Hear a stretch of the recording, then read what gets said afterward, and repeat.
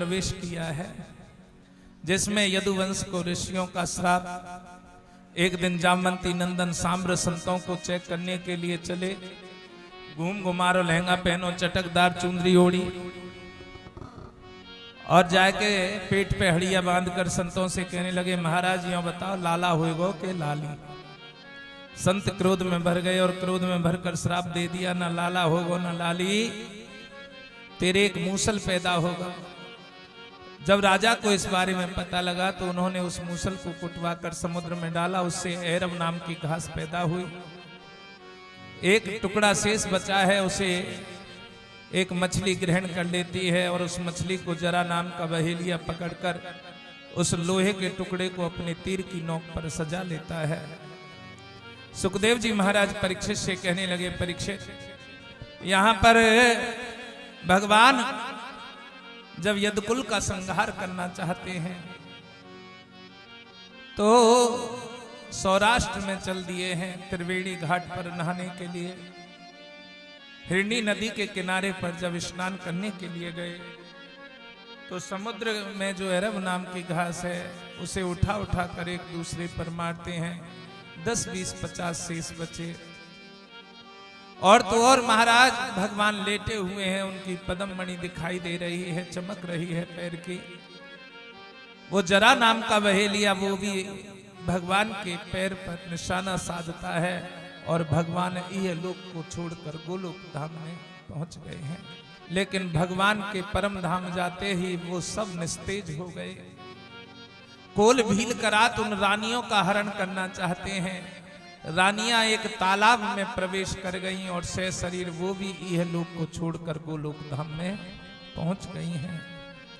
सुखदेव जी महाराज परीक्षित से कहने लगे, परीक्षित आगे की कथा में भगवान के 2400 अवतारों की चर्चा चलते हुए 22 अवतार तो संपन्न हुए, 2 अवतार शेष हैं कलयुग में। पहला बौद्ध अवतार, दूसरा कलिक अवतार। बौद्ध अवतार हो चुका है, कलिक अवतार शेष है।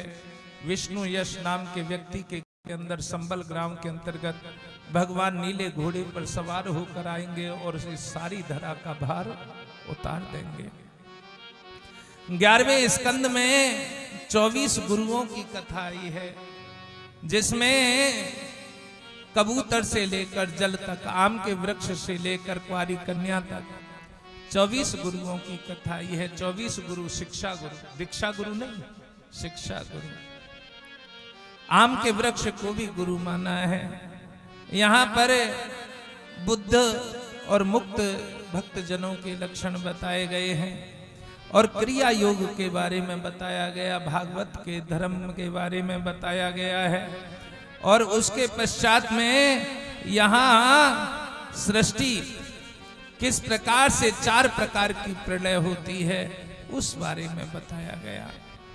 तक्षक सर्प के डसने से पहले परीक्षित से कह रहे हैं, परीक्षित 12वें स्कंद में, 12 स्कंद में कलयुग के राजाओं की व्याख्या आई है और उसके पश्चात में अंतिम उपदेश दे रहे हैं। पूछ रहे हैं परीक्षित से कि परीक्षित क्या तुम मरने के लिए तैयार हो? परीक्षित कहता है, महाराज मेरा जब जन्म ही नहीं हुआ तो मृत्यु कहां से होगी? ये आत्मा ना जन्म लेती है और ना ही मरती है। शरीर की तो 3 गति होती है, आत्मा की गति नहीं होती, शरीर की गति होती है। शरीर की 3 गति हैं और 3 गति कौन सी हैं? कृमि, भस्मी और कीटा। कृमि, यदि इस शरीर को जमीन में गाड़ दोगे तो कीड़े बन जाएंगे। इस शरीर को जमीन में गाड़ देंगे तो क्या होगा? कीड़े बन जाएंगे। यदि अग्नि में जला दोगे तो भस्मी बन जाएगी है? और यदि ऐसे ही खुले में डाल दोगे तो विष्ठा बन जाएगी। चील कौआ खाएंगे और विष्ठा में परिवर्तित कर देंगे। तो क्या ये मन मरता है?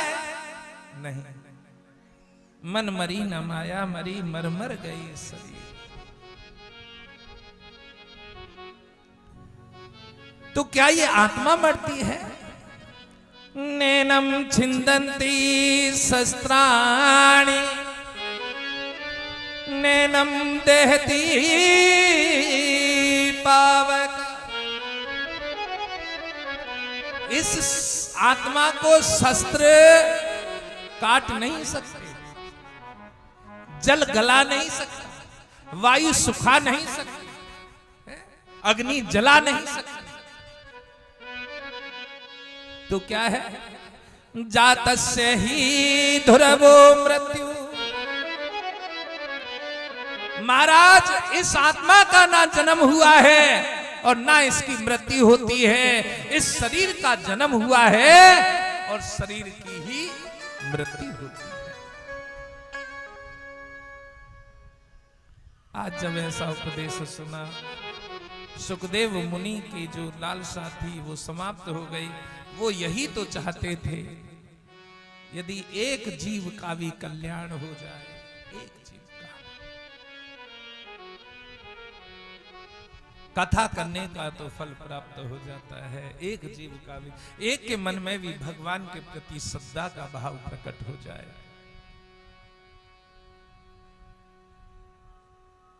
देखो, ये सबसे बड़ी बात है। जब तक श्रद्धा का भाव प्रकट नहीं होता है, आप लोग सोच रहे होंगे श्रद्धा कैसे होती है। श्रद्धा, भगवान के प्रति श्रद्धा जिसके अंदर प्रकट हो जाए, जाति, धर्म, आयु, रूप, सौंदर्य कुछ मायने नहीं रखता। श्रद्धा वाली बात है। देखो, श्रद्धा ना हो तो हमारी एक शिष्य अभी गाजियाबाद से आई हैं, शायद आप लोग उनके बारे में ना जानते हो। वो जाति से मुसलमान है, लेकिन मेरे हिसाब से जितना आप प्रेम करते हैं, आपसे भी ज्यादा वो प्रेम करती है अपने गुरुजी से। और देखो, यहां पर हमारा एक वाहिद और घूम रहा होगा इधर उधर, हाँ वाजिद, वो और घूम रहा होगा इधर उधर पागलों की तरह।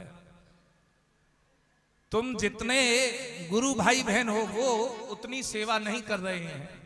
पूरी रसोई से लेकर कोई सामान आना और जाना, वो पूरी सेवा में लगा हुआ है। और उसने 7 दिन की कथा में पूरा लाभ मेरे हिसाब से तो वही ले रहा है सेवा का। पूरे दिन लगा रहता है, कभी बाजार से ये लाना है, कभी रिश्तेदार को छोड़ के आना है, कभी कुछ करना है। यही श्रद्धा है। और जब तक श्रद्धा रूपी पौधा,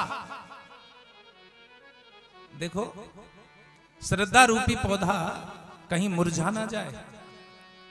जब श्रद्धा रूपी पौधा प्रकट होता है तो बाढ़ लगा देते हैं। बाढ़ लगाते हैं ना, कोई पौधा छोटा हो तो बाढ़ लगाते, कहीं से कोई बकरी या कोई गाय इत्यादि उसे चर ना जाए। तो जब श्रद्धा आपकी बन रही होगी तो बहुत सी बकरी यानी कुतर्क आपकी उस श्रद्धा को मिटाने के लिए तैयार हो जाएंगे। हे, वहां क्या करेगी, ये वो है, ऐसा नहीं होना चाहिए, वैसा नहीं होना चाहिए। बहुत बकरी लगेंगी श्रद्धा रूपी पौधे में।